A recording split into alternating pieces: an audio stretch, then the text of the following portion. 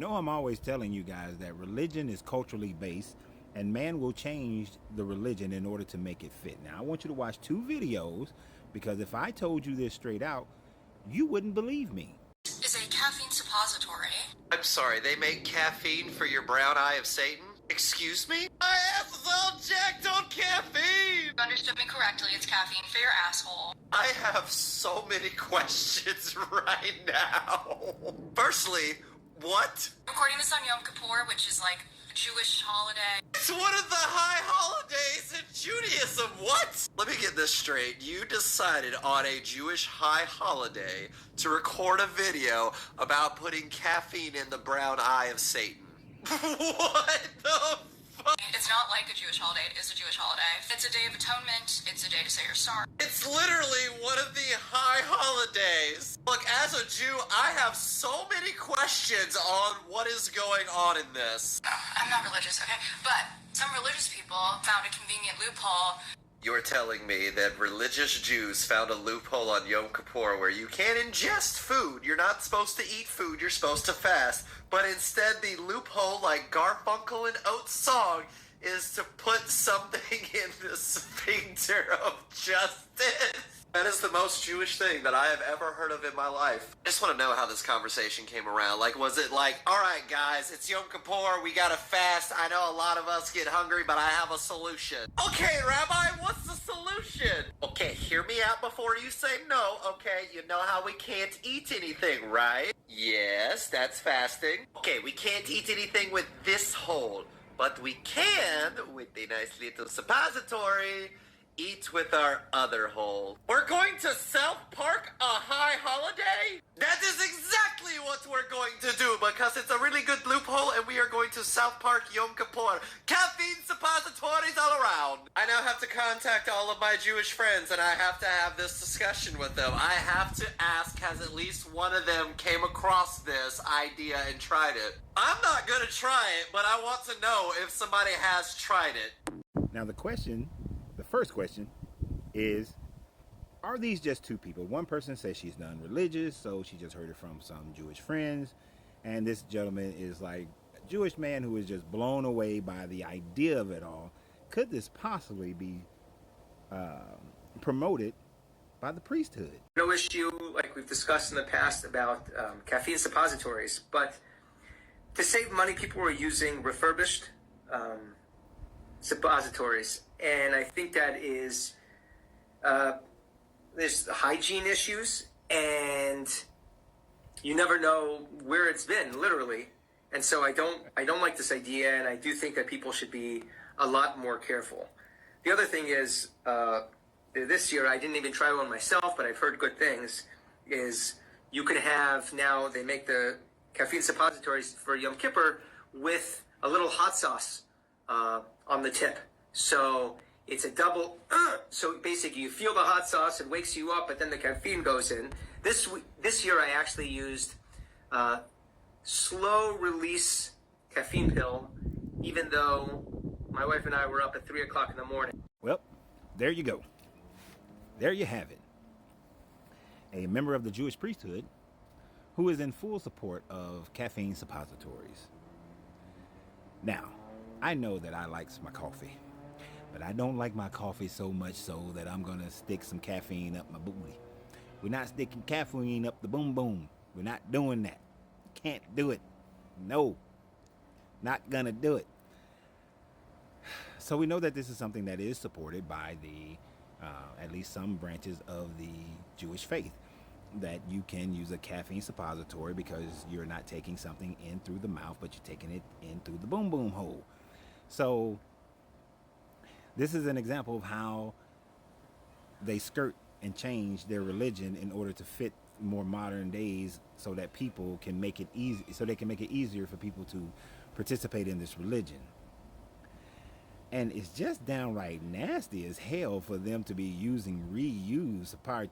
You know where that damn thing has been. Thompson, you don't know where it's been. You know where that. Everybody know where that some bitch done been, don't we? We know where it's been. It's been in somebody else's boom boom hole. That's just nasty. Just all kinds of nasty. And then he want to put some hot sauce on it. Some hot sauce. to wake you up. You gonna wake up. Oh, waking up is not gonna be a problem. I've never tried it before, and I have no intentions of ever trying it. But some hot sauce on a caffeine suppository and your boom boom, just whoo, no. I ain't even like my colonoscopy, but god dang, that's something I had to do.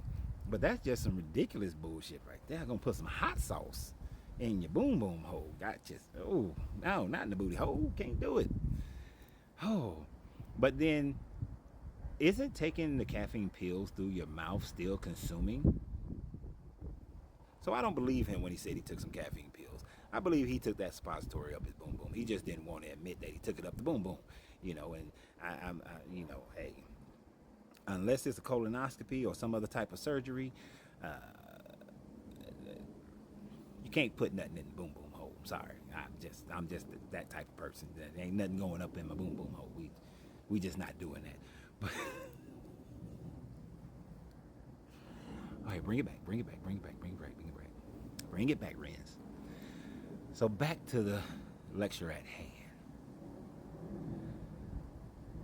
As each generation passes, as each generation goes, every religion changes according to that generation. Whether we're looking at the original Sumerian religion that got reutilized and changed into the Akkadian religion, and then reutilized and changed into the Assyrian religion, then got reutilized and changed into the Babylonian religion, and then a lot of elements of that religion was then reutilized in what became the Jewish religion, and now the Hebrew Jewish Israelite religion, whichever name you want to give it, has been augmented even more to be purpose for today's generations. Christianity is merely another replication of multiple religions, starting with all that led up to the Jewish religion, and then incorporating many motifs from Greek, Roman, and Egyptian motifs, and then creating creating Christianity. And that Christianity of the 4th and 3rd century is vastly different from the Christianity of today. As I've said many times before, many of you who practice Christianity today, if you were to go back to 300 CE, or go back to 100 CE, you will find that what your brand of Christianity will be declared heresy. And so you would not be welcomed in a church, the Corinthian church, the Galatian church, the Ephesian church.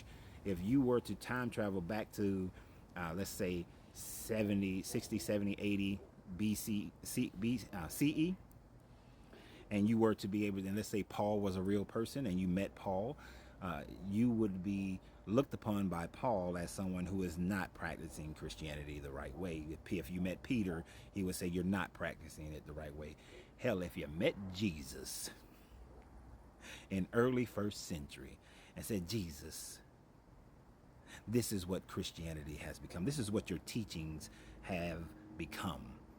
He would look at you and be very dissatisfied and say that you are not practicing anything to which I was speaking of.